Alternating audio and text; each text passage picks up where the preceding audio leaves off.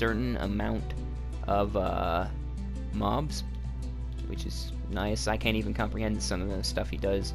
They destroyed the sign and didn't put anything on it, so this used to say it's all about timing, because it's basically a parkour. But the thing is, each jump you make, you'll be getting shot at by dispensers firing arrows. And the thing about these is there's a dispenser full of arrows. To make sure it doesn't run out, there's a hopper taking arrows from a chest and sending them down into a dispenser. And then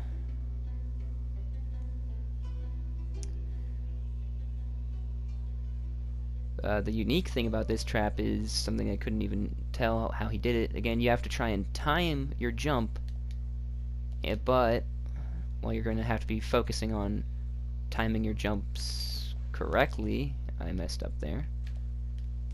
Okay, you have to back up a bit on it.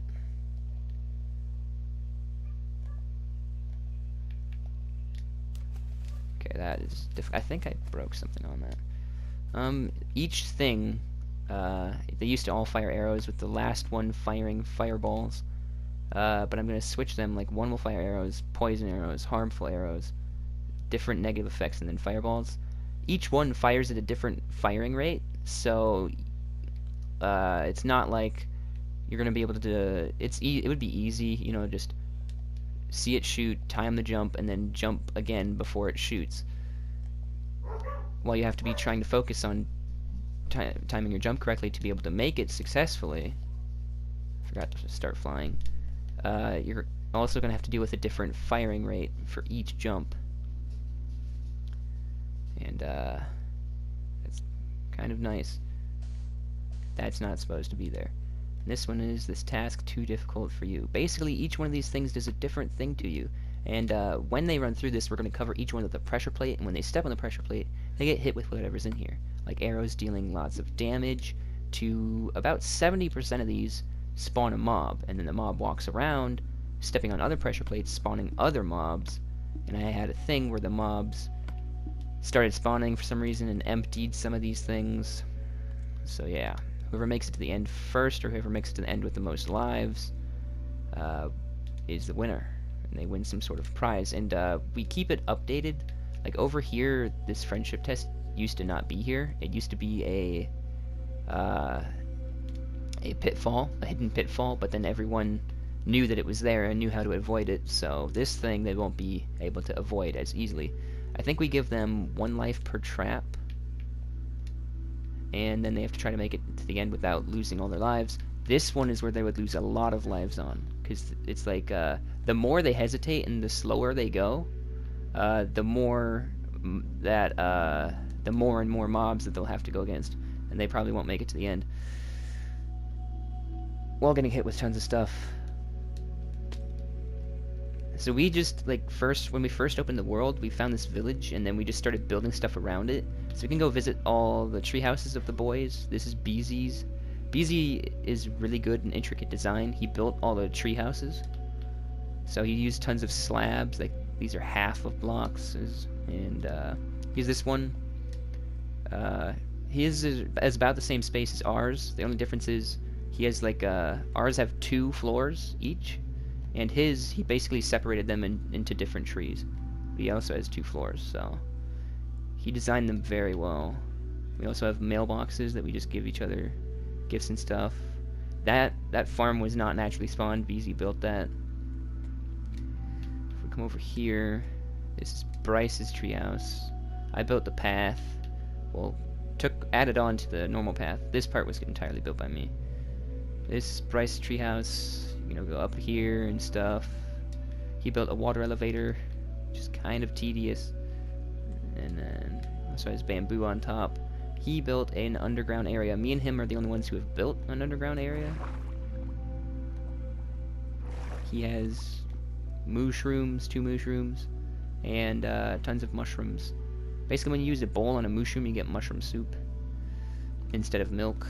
And in here, he has rabbits. Then you can get some rabbit stew with then we go over here.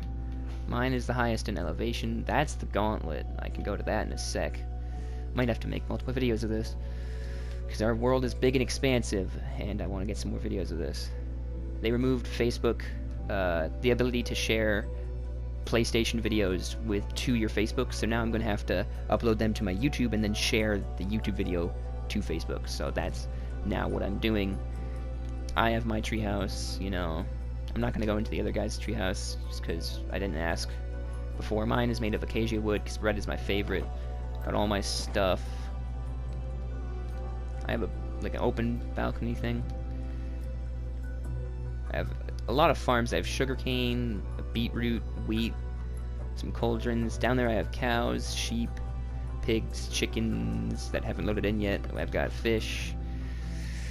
I've got potatoes. I've got melons. I've got carrots, sweet berries, which is a pain to try and go in through and here and collect these because once you walk into one when you're in survival, it'll damage you.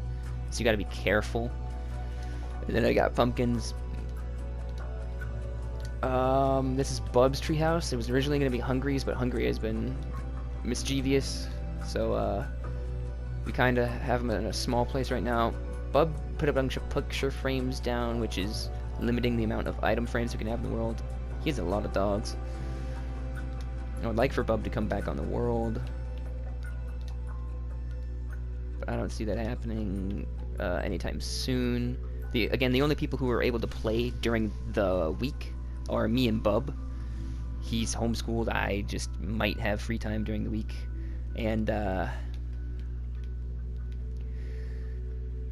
everyone else, Bryce is at his mom's house and doesn't have Wi-Fi throughout Monday through Friday. And then other people, like Henry's at a boarding school, and then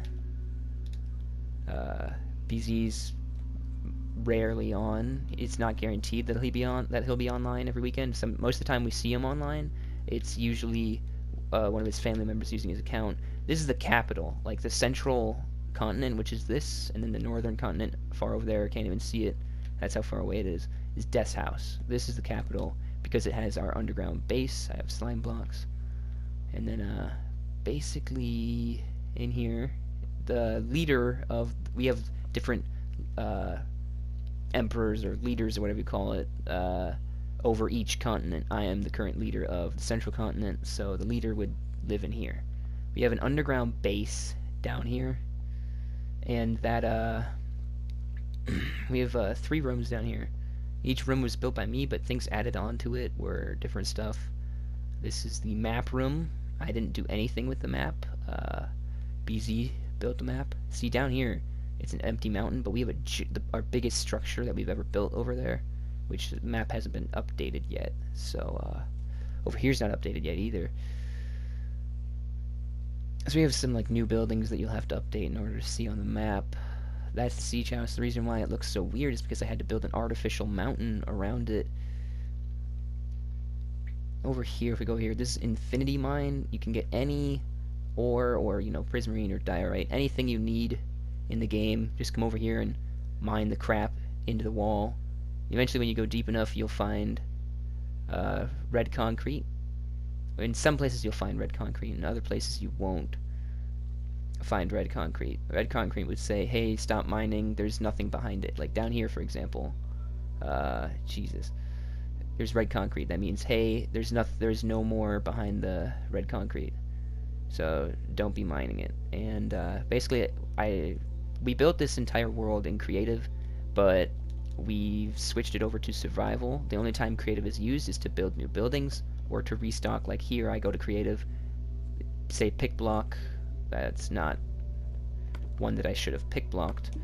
Like example, this pick block, I press right on the D-pad, it gives me the block, and then I refill the place. And the unique thing is, you don't have to use any torches while mining, because as you mine, it will uncover these little lights that are built in, so you don't need to bring your own torches. I think someone broke a chest over here. I'm pretty sure. Down here is our storage room. Also, we have like hidden little balconies. You can watch stuff on the staircase.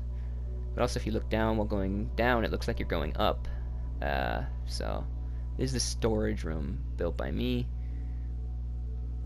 Basically, there's different categories for things, anything you can need. The reason why we made it a survival world and we no longer use creative is because we built storages, around 5 or 6 of them in total, and we filled the storages with every single item you can possibly get from creative.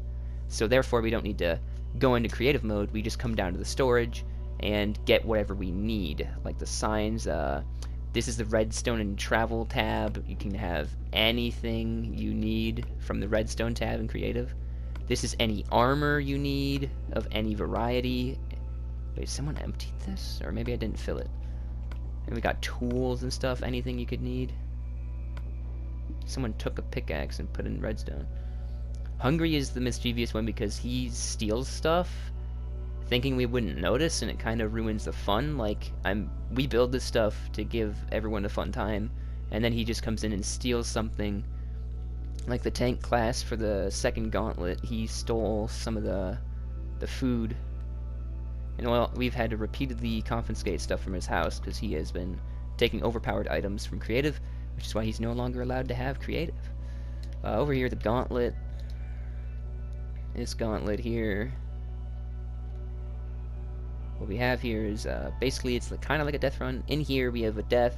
He flips a switch which spawns I think 8 or 9 mobs at a time.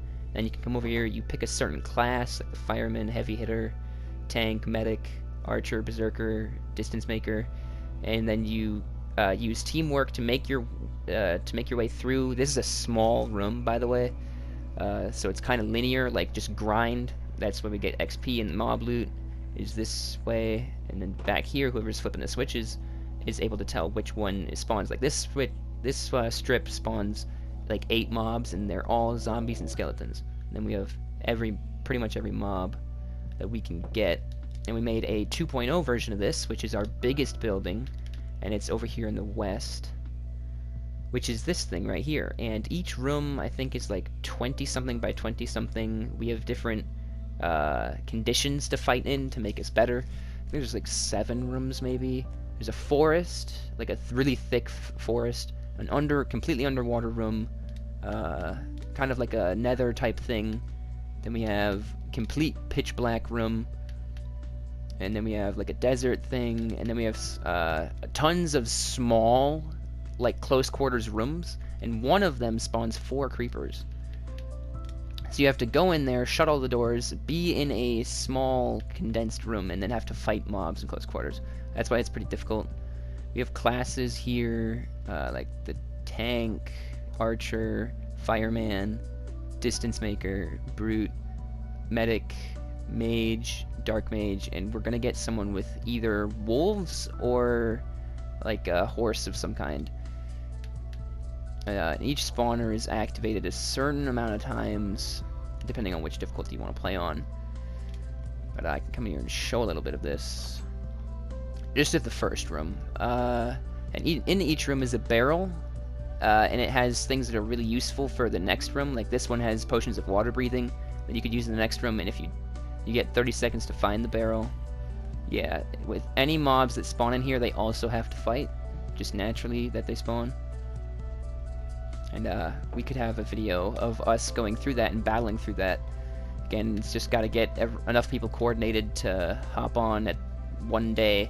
Far over here is our only building. I recreated the Rainbow Six Siege house. Map house from Rainbow Six Siege. I recreated it in Minecraft with these spruce trapdoors. Inside are the barricades.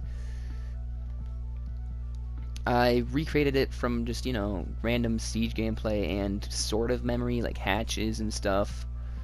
I found a tutorial for the frame of the building, but I could not find any tutorial showing me how to build the inside, so I had to just look at normal Siege gameplay and go off my own memory to figure out how to build the inside. So it's not perfect, but it's what we wanted it to be. I also have different operator classes, like Glaz, who's got a really powerful bow and stuff like that.